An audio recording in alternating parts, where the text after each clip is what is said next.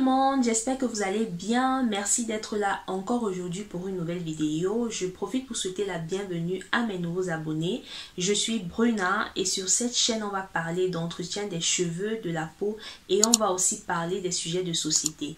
Aujourd'hui, j'ai décidé de parler de Madame C.D. Walker. Je ne sais pas si tu as entendu parler de Madame C.D. Walker, mais c'est l'une des femmes, sinon la première femme qui a vraiment contribué à la valorisation du cheveu afro dans le continent américain et dont l'impact jusqu'aujourd'hui continue à se faire ressentir. C'est la première femme qui a mis sur pied vraiment une marque de produits pour cheveux afro qui a touché, qui a eu vraiment du succès dans sa communauté et qui a redoré l'image que les femmes noires avaient perdue dans la société. Donc je vais revenir brièvement sur la vie de Madame C.D. Walker pour qu'on puisse comprendre vraiment le travail qu'elle a accompli et l'impact qu'elle a eu à travers son travail sur la valorisation de l'image de la femme noire de l'époque.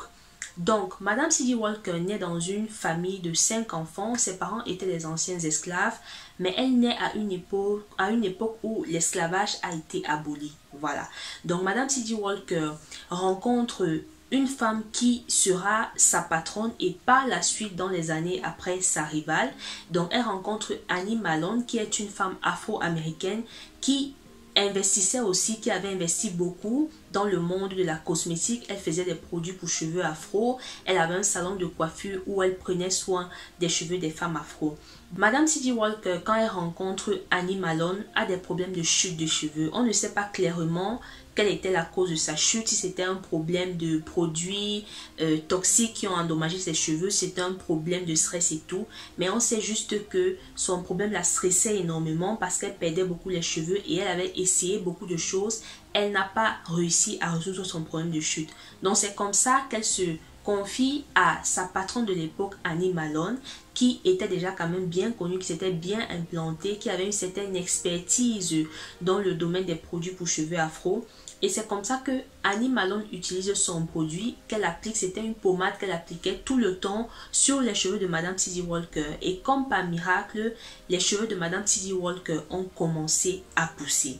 Madame C.D. Walker, après avoir travaillé pour son ex-patronne Annie Malone, décide donc qu'elle va sortir un produit miracle qui va résoudre tous les problèmes de cheveux des femmes afro. Son objectif était de sortir ce produit qui allait faire en sorte que les femmes de son époque n'allaient plus détester leurs cheveux, qui allait faire en sorte qu'elles n'allaient plus envier les cheveux de leurs consoeurs ou alors de n'importe quelle autre femme. Elle s'est dit, je vais me battre, je vais créer cette crème et je vais changer la vie des femmes noires. Donc il faut rappeler que on parle ici des années 1900, une période où les Noirs, je veux dire, la société américaine était en pleine ségrégation, c'est-à-dire les Noirs vivaient de leur côté, les Blancs vivaient de leur côté et tout.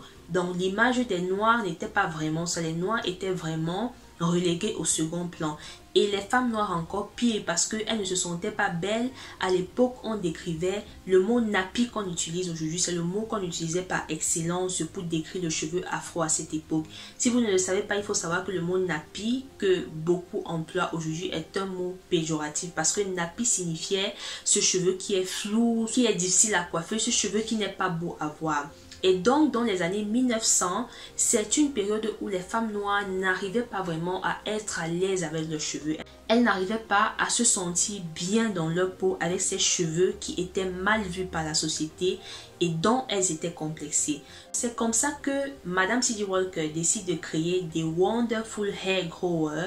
Donc c'était une crème qui était censée faire pousser tellement les cheveux rapidement et tout. Mais il faut dire que Madame C.D. Walker s'est beaucoup inspirée du produit de son ancienne patronne Annie Malone parce que après, elles ont été des rivales et Annie Malone s'est plaint du fait que Madame C.D. Walker a totalement copié sa formule. Et d'après ce que j'ai vu dans mes petites recherches, c'est la vérité.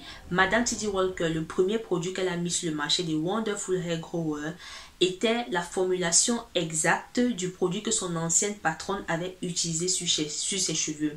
Elle leur propose ce produit en disant, voici le produit qui va faire pousser vos cheveux, le produit qui va résoudre tous vos problèmes capillaires. Donc c'est comme ça que Madame C.D. Walker réussit à conquérir une grande communauté, elle réussit à toucher beaucoup de femmes et son produit fonctionnait. Donc il faut dire que même si le premier produit de Wonderful Hair Grower a été inspiré par son ex-patronne Annie Malone. Après, Madame C.D. Walker a sorti beaucoup d'autres produits parce qu'il faut dire qu'elle aussi, elle essayait déjà les préparations à la maison.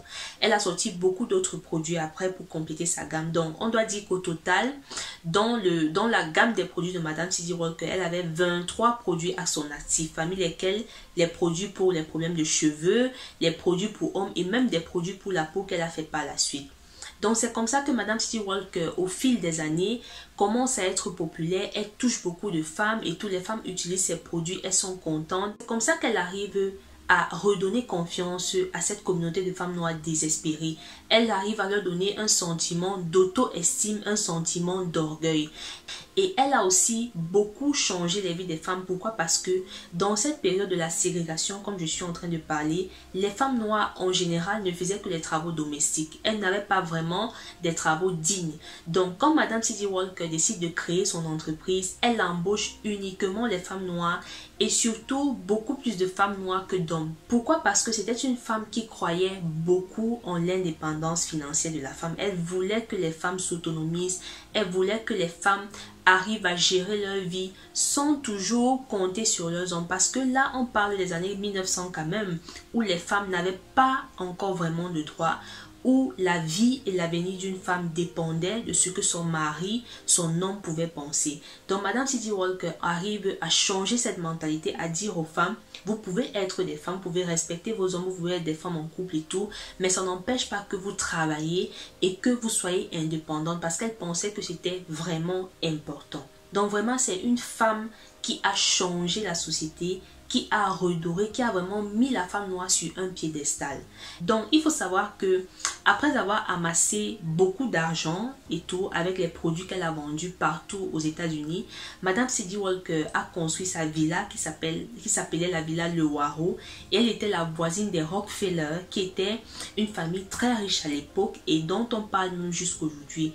Donc et vraiment, moi je pense que l'histoire de cette femme afro-américaine et tout est une histoire qu'il faut partager. C'est une histoire qu'il faut partager même aux plus jeunes, parce que je crois que elle est un exemple non seulement dans la communauté des femmes qui portent les cheveux afro, parce que ce sont les pionnières, ce sont les femmes qui ont commencé vraiment à poser les pierres. Si beaucoup aujourd'hui réussissent à mettre sur pied des produits pour l'entretien des cheveux, si beaucoup aujourd'hui réussissent à porter fièrement leurs cheveux, c'est parce que des femmes comme Madame C.D. Walker ont commencé dès le départ à faire ce travail. Et donc, je pense que c'est très important de rendre hommage à ces femmes, de rendre hommage à toutes ces femmes qui ont contribué à la valorisation de la beauté noire. Moi, je pense qu'il y a quand même des leçons à retenir du parcours de Madame C.D. Walker.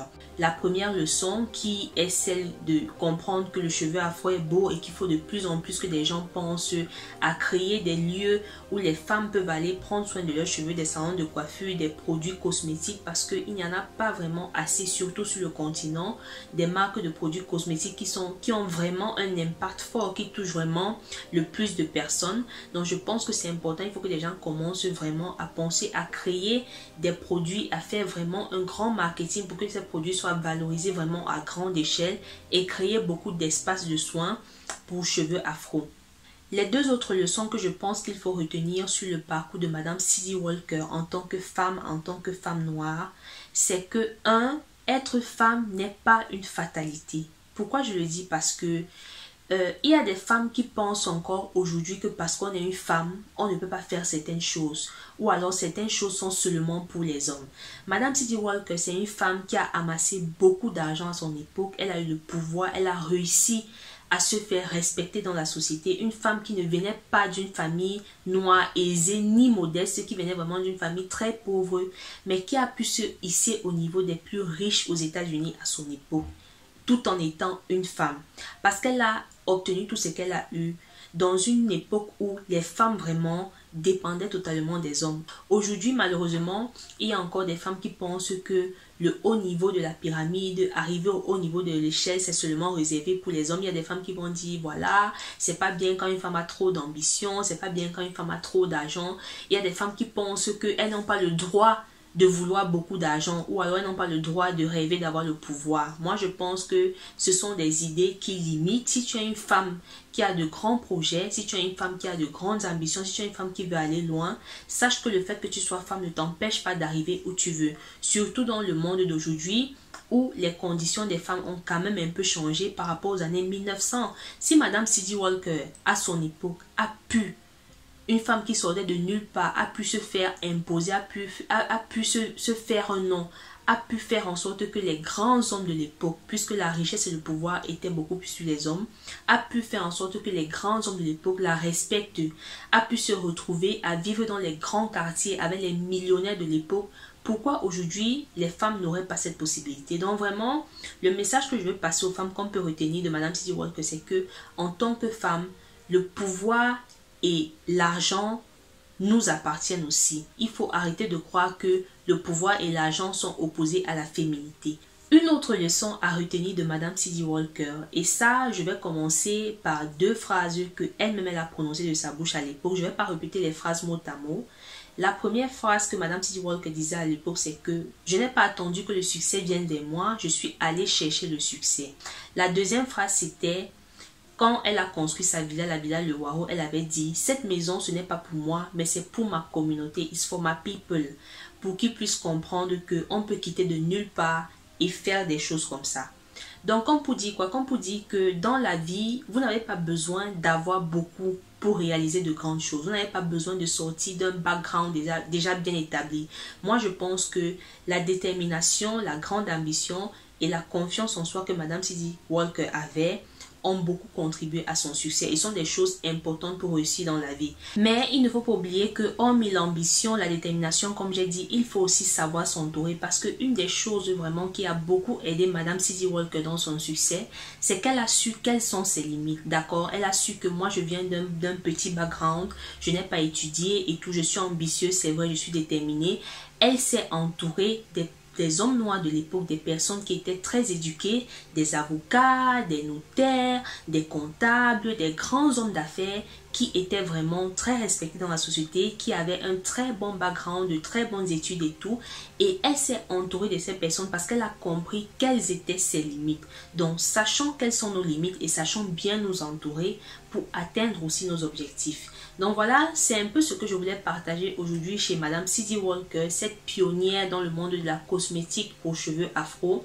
Je pense que des femmes comme ça, il faut les célébrer, il faut leur rendre hommage et il faut tirer des leçons de leur parcours.